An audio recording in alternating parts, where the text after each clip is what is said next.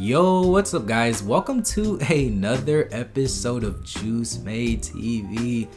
And we have something quick to talk about. So guys, So guys, as y'all know, Mikey Williams is probably one of the most hyped up, anticipated high school basketball players of all time. If you were to go on any basketball media outlet's YouTube channel or social media account like Ball is Life Overtime or Baller Vision, Mikey Williams is the name that you are most likely going to see blasted all over their channel. Why? Because Mikey is a guy that does crazy spectacular dunks that nobody at his age has ever done before, and he is an attraction and a magnet for great content that people and fans all over the country just love to watch. Now, just judging and watching a player like Mikey Williams on social media, you would think and expect that a player like Mikey would hands down be the best player for his age and his class, right? Well, wrong, because ESPN actually released their rankings for the 2023 high school class, which featured players like Bronny James and Mikey Williams. And a lot of people were actually surprised that Mikey was not named the number one player in the class. Guys, instead, there was a player ranked ahead of both Mikey and Bronny that many people have just never heard of. Allow me to introduce you to the number one ranked player in the 2023 high school class, DJ Wagner. Guys, DJ Wagner, like I said, was not known throughout the entire nation prior to the rankings actually being released. Now, he does have a great core fan base back in New Jersey where he plays high school basketball, and many people from the East Coast, they already knew how great of a player that he was, so it wasn't that surprising to people out there. DJ Wagner, like I said, led his team in scoring and a record of 29-1, and guys, trust me when I say this, DJ played against great competition throughout his entire season. This is one of the main rumors that I've been hearing a lot of why he was actually ranked ahead of Mikey, because of the competition that was played. But if you were to really look and watch both of who they played, it is, guys, it's clear as day that DJ Wagner played against better competition on a nightly basis. And the fact that he actually led his team in scoring with close to 20 points a game, and he's a freshman, and he has a guy that is going to Kentucky next season, and he actually outplayed that guy. I mean, guys, like, come on, like, it's clear as day that DJ Wagner is a much better player than Mikey Williams. No disrespect, and I know that there's people who really haven't took the time to really watch DJ Wagner, and for those who still have mixed questions about DJ Wagner and his game and his placement of him being ranked number one, then lucky you click on this video, because in this video what we're actually going to do is look at DJ's game, talk about what he does great on the floor, what he doesn't, and why I personally feel like it's clear as day that he is a much better player than Mikey Williams. No hate, just right now DJ's better. So make sure you stick around and watch the full video, because this is going to be an action-packed video, and there may be some things that may surprise you about DJ Wagner's game. So boom guys, let's go and get straight into this video and talk about DJ Wagner's game. So starting off with what he does great on the floor, right off the bat, the main thing that I notice about DJ Wagner's game is DJ's poise, patience, composure, and IQ that he plays with every single night. Guys, DJ is easily one of the most polished freshmen that I have seen for somebody his age. See, DJ may be the most natural, free-flowing guard and fundamentally sound player that I've seen for somebody at the age of 15. Now, guys, I already know there's gonna be people calling me crazy, but here, let me explain really quickly. So, if you take players like Bronny James and Mikey Williams and you watch them play, you know, they legit look and play like freshmen. They make freshman mistakes like running into shots. They're not patient. They get too flashy at times. You know, they don't do the little things right. But when you watch DJ, on the other hand,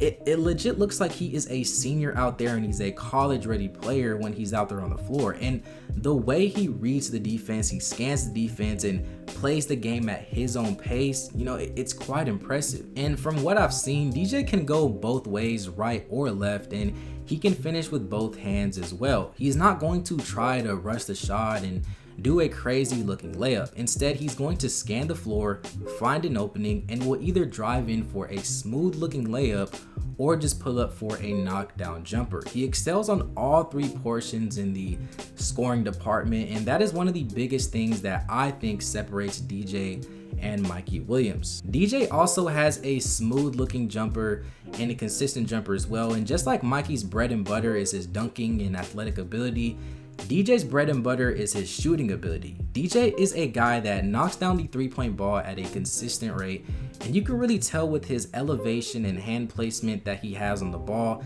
that he's going to succeed in this portion of the game for years to come.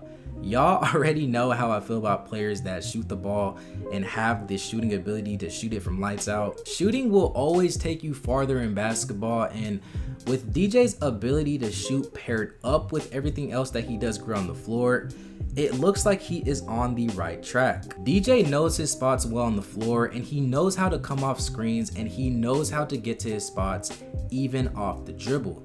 It's one thing to know your spots, but it's another thing to actually have the ability to get there and knock down those shots on a natural basis. DJ has also shown huge potential to be a top on and off level ball defender. It is reported that DJ wears an insane size 14 shoe and has a 6'10" wingspan at the age of 15. Guys, like that's crazy. When I would watch his full games, his team and his coach would either run a 1-2-2 or a 2-3 type of defense, and DJ would be the one at the top of the key in most scenarios. There is a reason why he's placed in that section.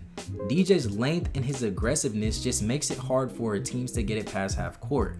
And the fact that he is also so quick and swifty just makes him that much of a better defender as well. Now, just judging from the eye test and just looking at DJ as a regular person, it doesn't look like DJ has the strength to play with the big boys out there, but the amount of aggression that he plays with is quite noticeable and eye-catching as well. On both sides of the ball, you can see the level of aggression that he plays with, and he will keep his defender tight to his body when he drives into the hole, and he's going to finish at the rim 9 times out of 10. And then on the defensive end, DJ, as stated earlier, is tall and lengthy and has the ability to rip a defender off the dribble, or he can scan the offense and pickpocket on a full court pass. DJ averaged nearly a steal a game and even had a couple games throughout the season where he even had as high as 3 steals. So boom guys, that was just a quick look at what he does great on the floor. Now let's actually take a quick look at some things that he needs to work on to make him a much better player for years to come. So DJ really hasn't shown that he is a true point guard and that he can create for his teammates. Very similar to Mikey Williams, DJ is more of a scoring guard, but he's listed as a point guard. In my opinion, DJ does have crazy potential to play the point guard position. With his smooth handle and IQ that he plays with, he has the ability to excel on that portion of the floor. Now, this past season, DJ only averaged about 1.5 assists a game, and with the amount of good teammates that he had on the floor every night, you know, that number is not good, and that number needs to improve if he wants to get more looks. Now, DJ can't really rely on being a scoring guard.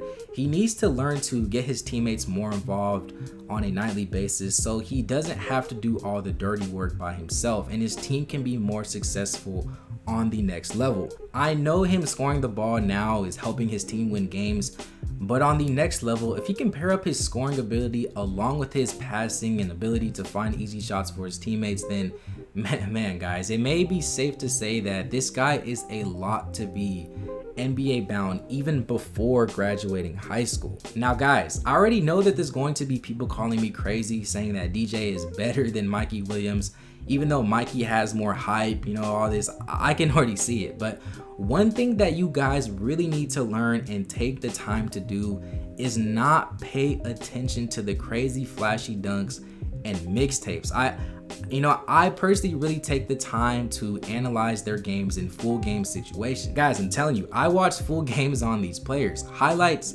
Like, don't get me wrong, highlights are cool. You know, they allow you to get the gist of how a player plays, but they only show you what you want to see. That is exactly why the average fan would think that Mikey Williams is the best player of all time, when in reality, there's more to basketball than just doing dunks. You know, I watched a couple of DJ games that I can find on YouTube, and after watching these games, guys, like, to me, it's clear as day that DJ is a better player, and he's the best player in the class, hands down. Like guys, I legit don't even think it's a debate. DJ Wagner plays better competition. He's a better scorer. He's a better shooter. He's taller. He has a longer wingspan.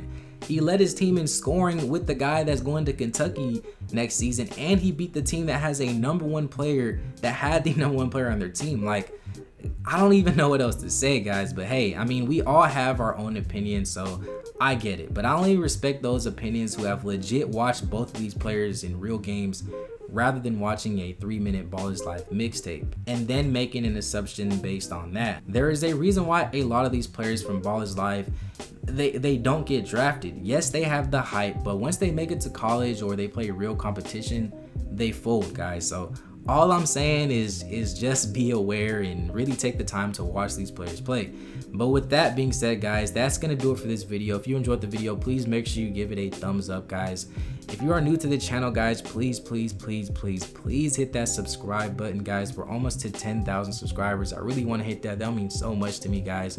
If you like basketball content, please hit it. Tell your mama, your auntie, your daddy to subscribe and help me out, guys. And also, do not forget to comment below your thoughts on DJ Wagner and Mikey Williams and the whole 2023 class debate. I will be dropping a video on Bronny James, so make sure you hit that subscribe button for that. And with that being said, guys, thank you for watching.